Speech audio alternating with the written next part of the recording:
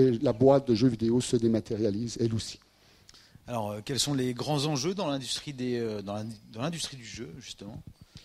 Bien, en fait, c'est de continuer à être créatif, parce que parfois, les gens ont tendance à reproduire les mêmes modèles. Ou parfois, ils vont prendre une marque forte, ils vont prendre Spider-Man, ils vont dire, ah, avec Spider-Man, je suis certain de vendre, et ils vont faire un jeu un peu bidon. Et finalement, les gens vont se lasser et dire, oh, on sait bien, là, tu essaies de nous avoir. Donc, il faut continuer de faire de la qualité, d'innover.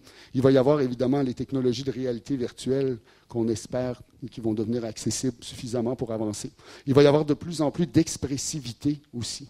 Dans le 3D, pendant des années, on appelait ça le zombie effect. On avait un personnage et on avait l'impression qu'il était dénué d'émotions, qu'il n'avait pas et voilà. Et à la fin de l'histoire, c'est toujours la même chose.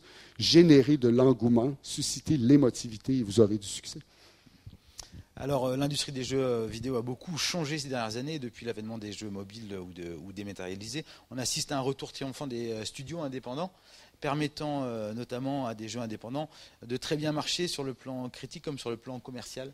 Alors, est-ce le bon moment et la bonne époque pour être un studio de jeux vidéo indépendant? Et comment voyez-vous l'avenir pour ce secteur? Eh bien, les studios de jeux indépendants sont en belle position. C'est un retour. Il y a quelques années, c'était très fort. Ensuite, c'est devenu les jeux AAA à méga budget qui ont tout envahi. Et là, maintenant, avec l'avènement des plateformes mobiles, il est possible, avec de très petites équipes flexibles et créatives, de créer des produits qui vont connaître du succès. En ce moment, le plus grand modèle, c'est Angry Birds, les Finlandais qui, après une trentaine d'essais, où ils allaient même déposer leur bilan, ils ont réussi avec Angry Birds à s'envoler. Et donc, il y a des modèles comme ça. Le problème pour les indépendants, ce sera la mise en marché. Parce que quand on trouve des centaines de milliers d'apps, c'est bien d'avoir un jeu extraordinaire, mais comment allons-nous le faire connaître? Et ça, c'est le défi.